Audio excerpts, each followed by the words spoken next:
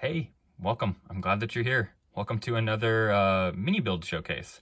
So my World War One mini builds showcase did pretty well, and I was pretty happy with it. It was a fun project, and I decided to do another one. So this one is not themed. This is not the same as the World War One video that I did, but I kind of have some more random sort of things that I'm gonna just toss around and make some fun little builds today. So me and my lovely assistant here are gonna get started, and hopefully it'll be some techniques that people haven't seen and will want to build themselves.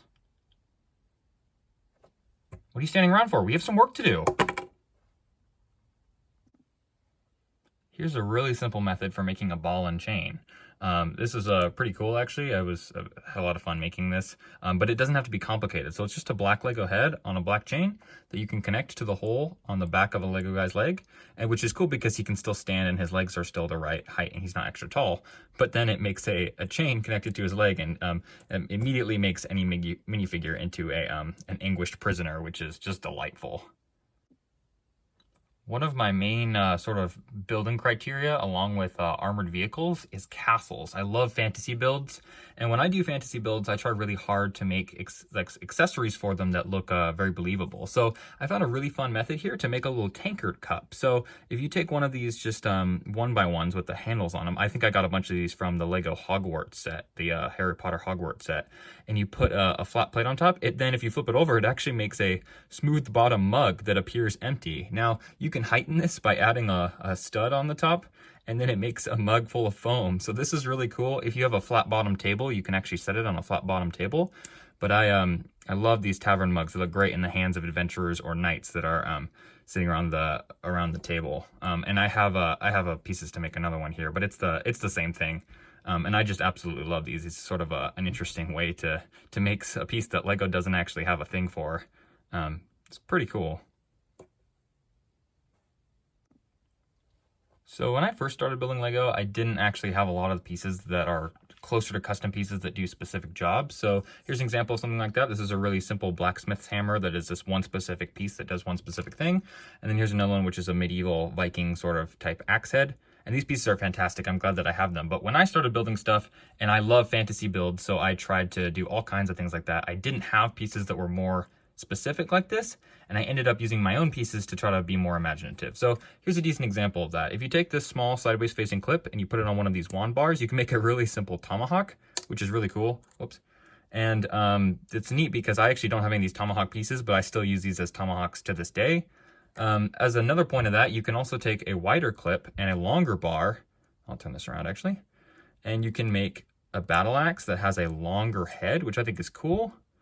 So it's not the same, but it definitely fills in holes when you don't have a piece like that. You could also take something like this Lego hand and clip it on the back, and then you've got a battle axe with a spike on it. So I've done a couple of different variations of these. I absolutely love them. I still love them to this day, which is cool also because with the width of this, you can actually stick it in between a stud or two studs, and you can stick it into a log. So that's kind of a fun thing that I've also done, and it looks good for it's pretty picturesque. It looks pretty neat.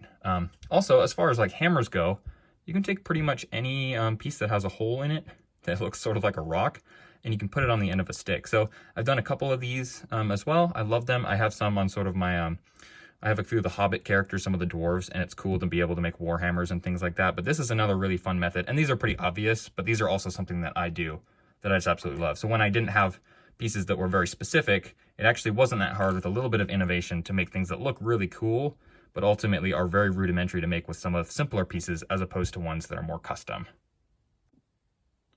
So in short, the exact same story that was true about the axes and the hammer was true for bows. So I had a couple of these for a while. Then they're pretty cool. They're just the short bow.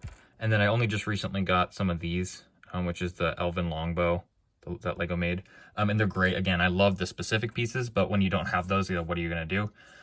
So the one that I came up with that I actually kind of liked was like this. So I used this sort of long curved cow horn, and I put it in a telescope, and then I put another one on the bottom. And this was interesting because if you put it in a minifigure's hand, he can hold it unstrung, which is kind of cool without any arrow in it, which these, even when they're idle, still have an arrow in it, which this is great. I'm still glad that they made these. These still do exactly what they need to do, but it was kind of fun to have one that doesn't have an arrow in it, and you can kind of pose it in ways that was not like this other one. Consequently though, if you had one of these wand pieces, you can actually make him string it if you wanted, and you can position like an arrow in his bow. So this one's a little bit larger than probably it's supposed to be, but it's still kind of a cool fantasy element, and I've worked with these for a long time, but I would make bows instead of have the specific pieces for him. This is cool, so he can then have it out like that, like he's shooting it, or he can have the arrow down in his hand like he's gonna get ready to load it, or you could find a way to stick a whole bunch of these maybe in a quiver on his back, and he can hold the bow like it's a completely independent thing from the arrow, which it is, instead of it being one piece. So I definitely thought that was cool. This one needs no extra explanation really. It's a really simple rocket-propelled grenade, or RPG. Just one of these megaphone pieces with a faucet head on it, and then a lightsaber handle with the thick part facing out the end, and then a cone. And it makes kind of a fun weapon of destruction. So it looks okay on a minifigure. I might change the back of this eventually, but it's kind of a cool feature to have for your Lego builds.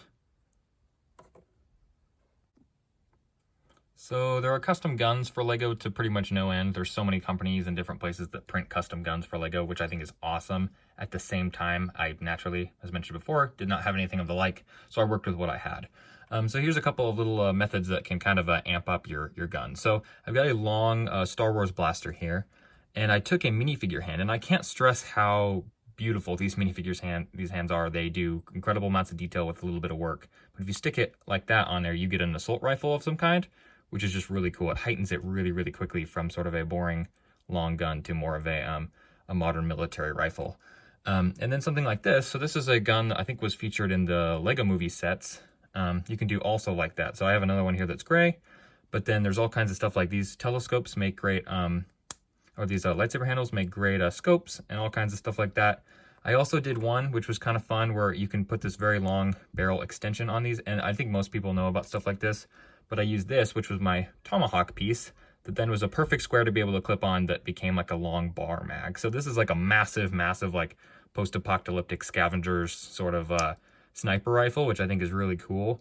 But it's a very simple way to kind of heighten the stuff that you build. You could maybe even put something like this on the end and then have like a super big gun with like an iron sight on the end of that. So there's all kinds of fun variations. I would stress definitely the use of these minifigure hands. You know, if you have extra, they're just a fantastic way to take some fairly boring gun pieces and make them look a lot more like assault rifles or more modern military weapons, which is really cool.